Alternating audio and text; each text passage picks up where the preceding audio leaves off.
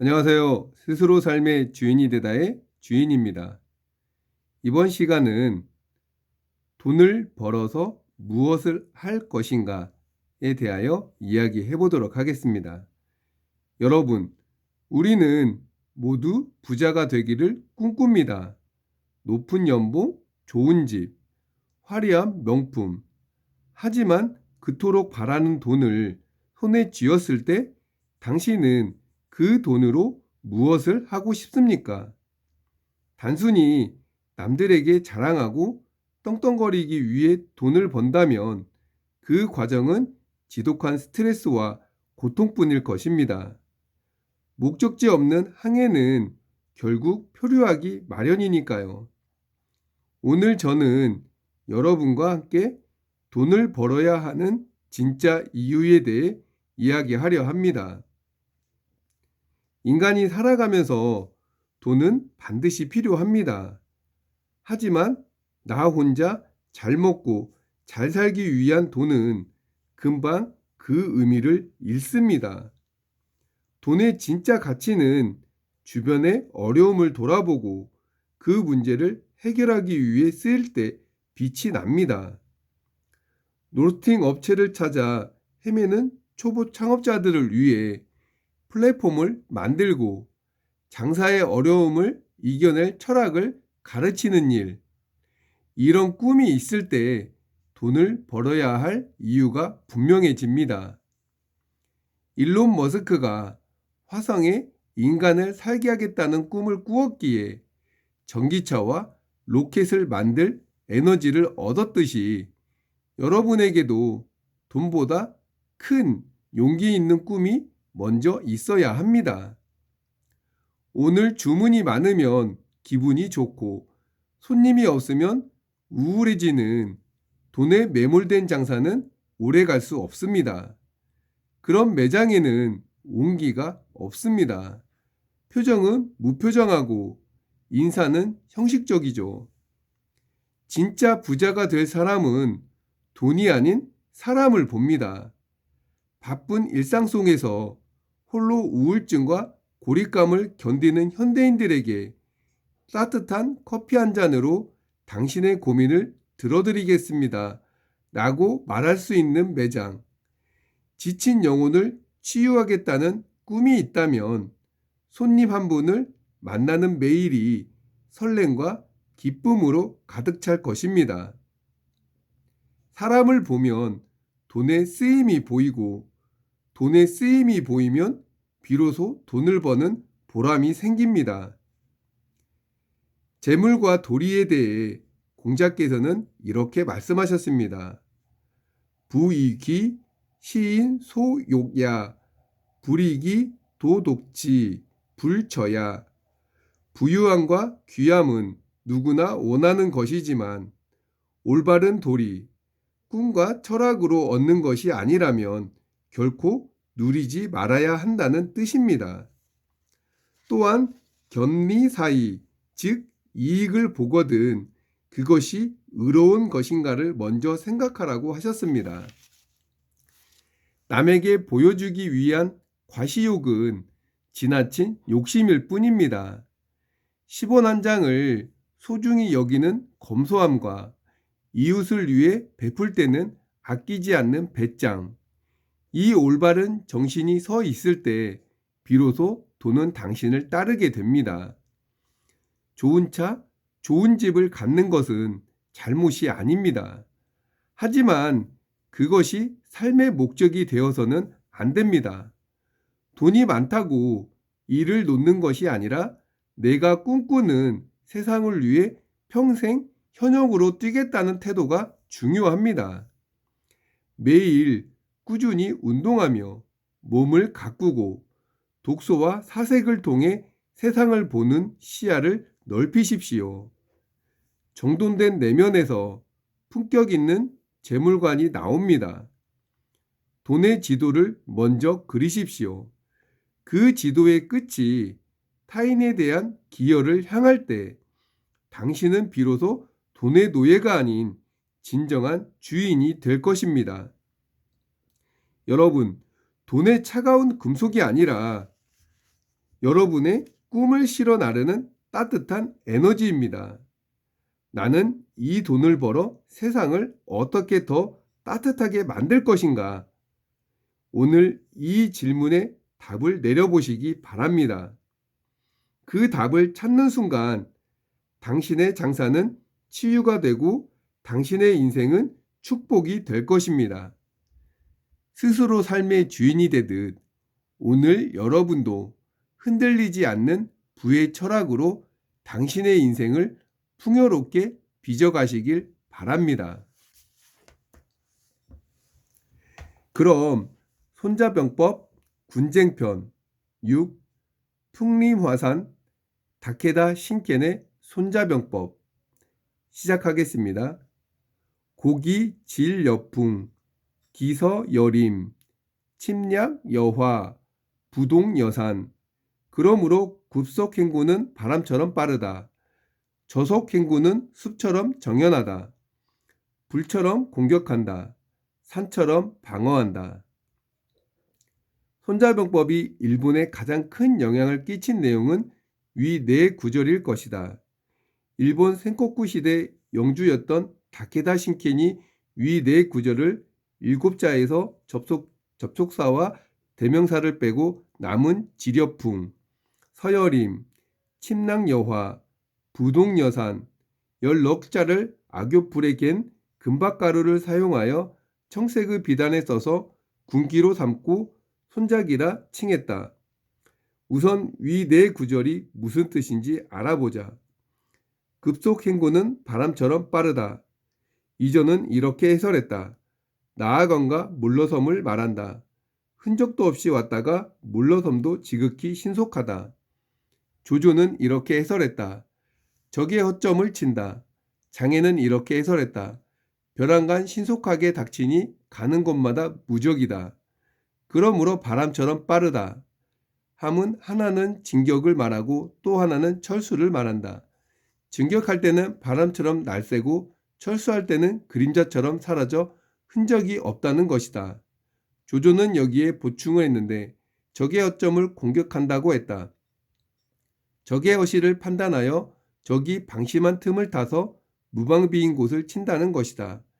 실함을 피하고 허함을 공격함으로 마치 질풍에 초목이 쓰러지듯 가는 곳마다 적을 무너뜨리는 것이다. 저속행군은 숲처럼 정연하다. 이것은 군진, 말하자면 전투대형을 가리킨다. 전투대형이 숲처럼 질서정연하게 서서히 행진하여 공격할 만한 허술한 곳이 전혀 없다는 뜻이다. 이전은 이렇게 해설했다. 대열을 정돈하여 전진하다. 군대가 질서정연하게 숲 전체가 이동하듯 차분히 서서히 전진하고 있다고 생각해보라. 그 강력한 압박감에 숨이 막힐 것이다. 두목은 이렇게 해설했다. 선은 완의 뜻이다. 완행할 때 행렬의 숲에 나무와 같아야 하는데 행여 적에게 기습을 당할 수 있기 때문이다. 조조는 이렇게 해설했다. 유리함이 보이지 않는다. 앞에서 언급했던 유리해야 움직인다는 내용과 호응을 이루고 있다.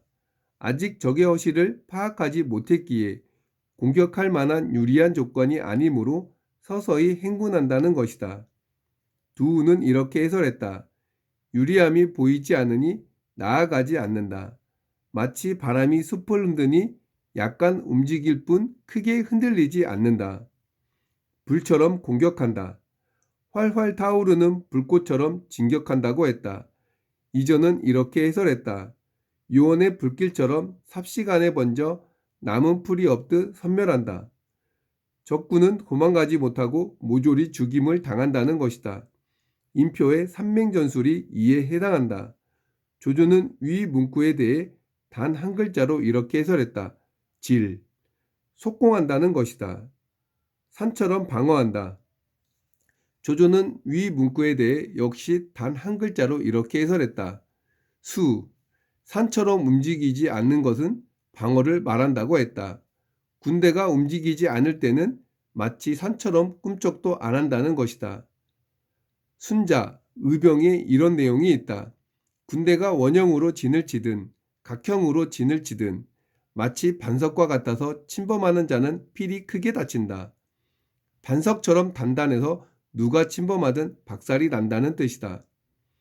결국 풍림화산은 신속과 진중을 논하고 있는 것이다. 운료자는 이렇게 설명했다. 산처럼 숲처럼 침착하고 불길처럼 날렵하다.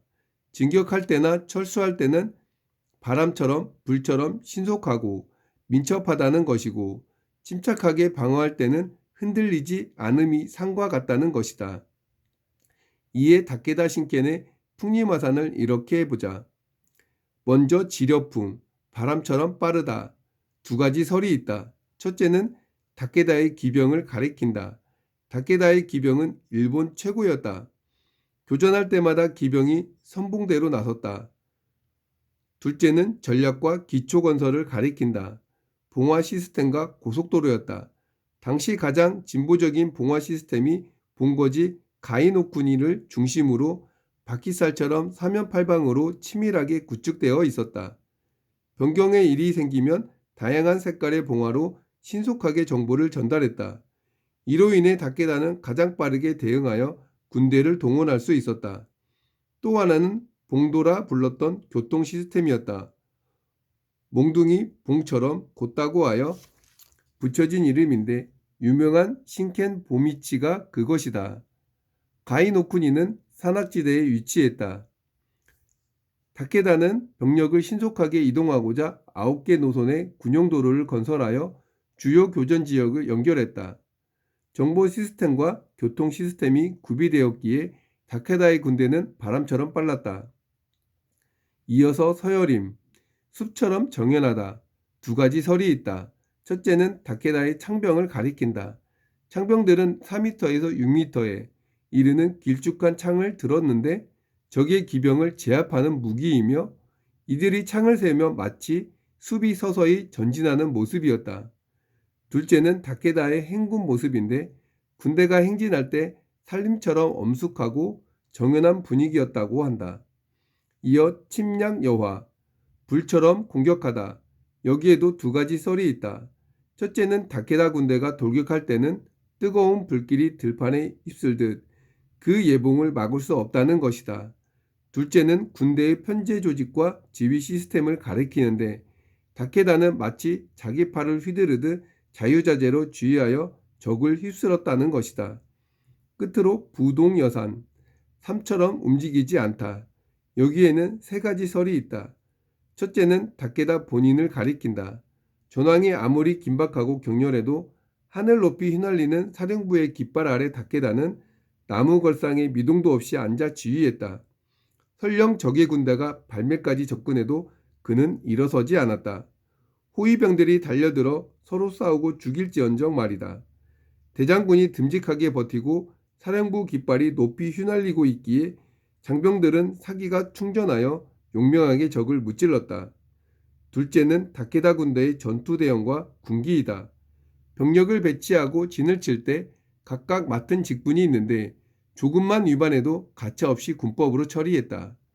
그러므로 적이 어떻게 공격해도 다케다 군대는 동요하지 않았고 진지를 이탈하지 않았다. 다케다 본인부터 전체 사병에 이르기까지 모두 산처럼 침착하고 진중했던 것이다. 셋째는 전략적으로 대단히 신중했다. 적이 아무리 떠보고 흔들어도 반응하지 않고 오로지 그들 자신의 호흡과 리듬에 따라 움직였다. 조용히 움직일 때는 쑥 같았고 일단 승기를 잡았을 때는 벼락처럼 출격하여 바람처럼 빠르고 불처럼 맹렬했다. 풍림화산, 다케다 신께는 손자병법을 더욱 확대하고 발전시켰던 것이다. 다케다 신께는 손자를 숭배했다. 일본 NHK가 제작한 TV 연속극 다케다 신켄에 이런 장면이 있다. 중국 스님 한 분이 가이노쿠니를 방문했다. 다케다 신께는 스님을 집으로 초청했는데 이런 말을 꺼내는 것이다. 중국어로는 어떻게 읽습니까? 저에게 읽어주실 수 있습니까? 이에 중국 스님은 나지막한 목소리로 온화하고 공손하게 읊조렸다. 다케다 신께는 눈을 감고 리드미컬하게 이어지는 중국어를 세세히 음미했다.